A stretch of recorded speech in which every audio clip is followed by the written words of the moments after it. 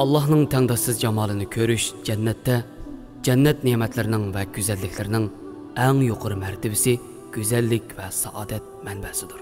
Janob Alloh Qur'oni Karimda bu holatni sifatlab mundaq deydi. O kunda saodatmanlarning yuzlari nurliq bo'ladi.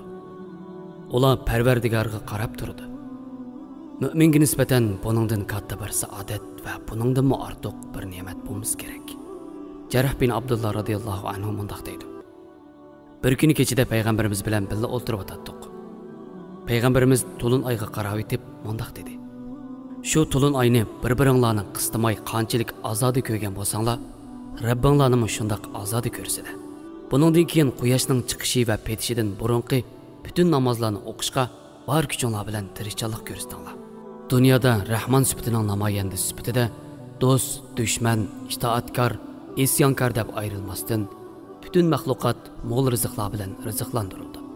Yegizildi, ichirildi, keygizildi. Ya'ni Janob Allohning cheksiz marhamati bütün maxluqotlarni qo'rshigan holatda bo'ladi.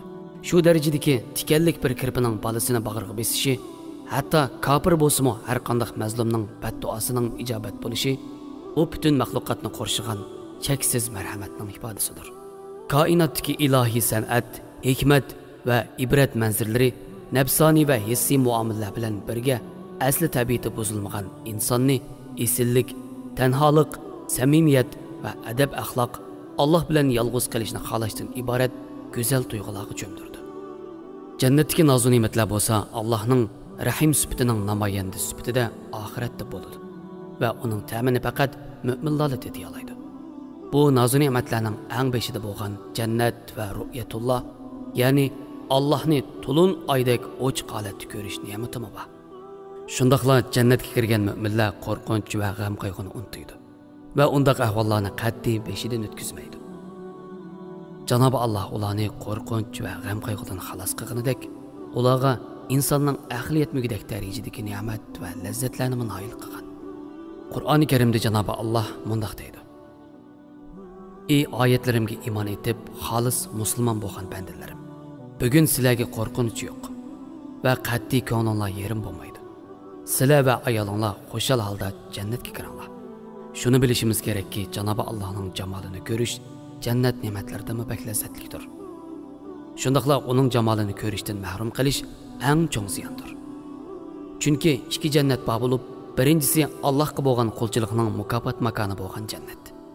Ikkinchisi bo'lsa jamolulloh, ya'ni Allohni ko'rish jannatidir. Jannat va jamolullohni izlagan kishi Rasululloh sallallohu alayhi vasallamning iziga ergashishga majbur. Chunki buningdan boshqa yo'llarning hammasi oqibati xalt ko'chalardan iborat.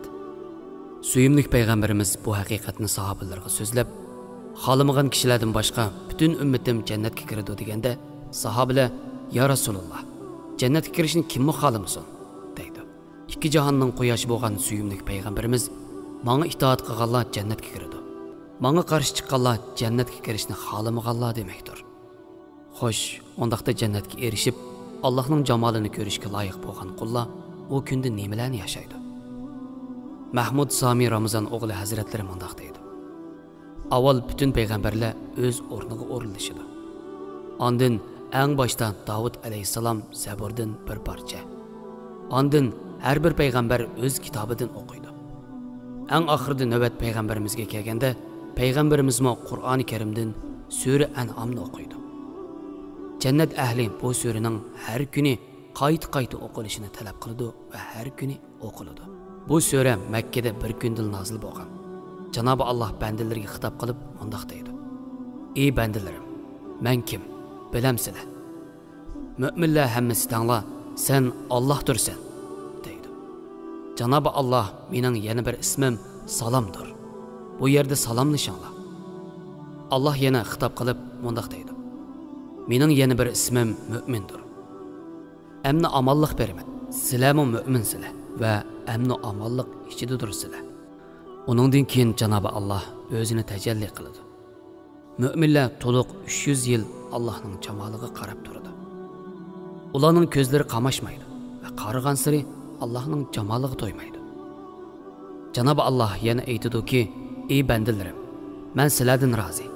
Sizlar mendan rozimisizlar?" Mu'minlar: "Ya Rabbim, Senden razı bo'lmoqdek buningdanmi katta ne'mat bormi?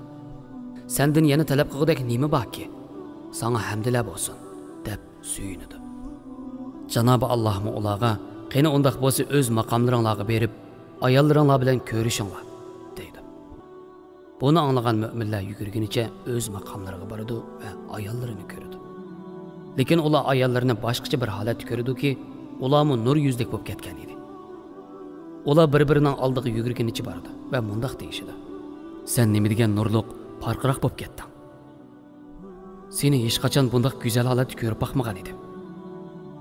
Men bu seni ilgari ko'ribmi baxmagan nihoyat nurliq va go'zallashib ketgan holatda ko'rdim" deyishdi.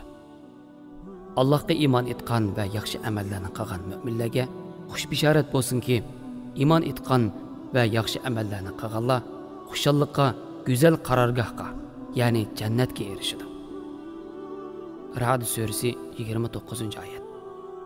Alloh taolo mu'minlarga sizlarga bugun boshqa yana bir ihsonim bor degenicha o'zining jamolini tajalli qiladi. Bu Allohning jamolini ko'rishga har hafta noil bo'lganlar bo'lib, bular bolaliqidan tortib hayotining oxirigacha Allohga iymon etib, itoat qilib va zikr bilan yashagan kishilardir. Shuningdek, Allohning jamolini oyda bir qatim ko'rish sharafiga noil bo'lgan kishilarmi bo'lib, bular Allohning toat va zikriga yoshligining ma'lum bir qismigachilik isyon qilgandan keyin yoshligiga ketmasdan iymonga qaytib, hayotining oxiriga qadar iymon va zikr bilan yashagan kishilardir. Allohni yilda bir qatim ko'rishga nisb bo'lgan kishilar bordirki, ular o'zi xohlagan vaqtda qulluqini boshlagan kishilardir. Tunji tajallini ham faqat bir qatim ko'rdiganlarmi bo'lib, bu kishilar bir umr isyon bilan o'tgan. Ondan tavba qilib, tavbasi qabul qilingan va tavbalari bilan oxirat hayotiga ko'chgan kishilardir. Alloh taolo jannatda hammalarga o'xshash ko'rinmaydi. Chunki dunyoda azroq bo'lsa-mu, burun iymon etganning, toat va zikrga yugurishning qanchalik zarur ekanligi hammalarga oydinlashishi uchun. Har bir kishining ahvoliga, toat va zikriga, iymon va amaliga qarta ba'zilarga haftada bir qatim, ba'zilarga oyda bir qatim, yana ba'zilarga bo'lsa umrida bir qatim ko'rindi. Ahvol mushundoq bo'lgan ekan, qo'limizda fursat bor vaqtida Alloh va Rasuliga agishga g'ayrat qilishimiz lozim. Chunki oxiratda jahannam azobini tatiydigan kofirlarga o'xshash ming bir pushaymon ichida voy isit, kashki Allohga itoat qilgan bo'lsaqchi, payg'ambarga itoat qilgan bo'lsaqchi deb afsuslanganning, pushaymon qilganning hech qanday foydasi bo'lmaydi. Rabbimiz hammamizni o'ziga solih bir qul, Habibi akramiga loyiq bir ummat bo'lg'ini nasib qilsin. Shuningdek, suyimli payg'ambarimizning qadr-qimmatini bilgili, uning sunnatlari ustida bir umr yashag'ili, oxiratda ham uning shafoatiga erishgili hammamizga nasib va muyassar qilsin. Amin.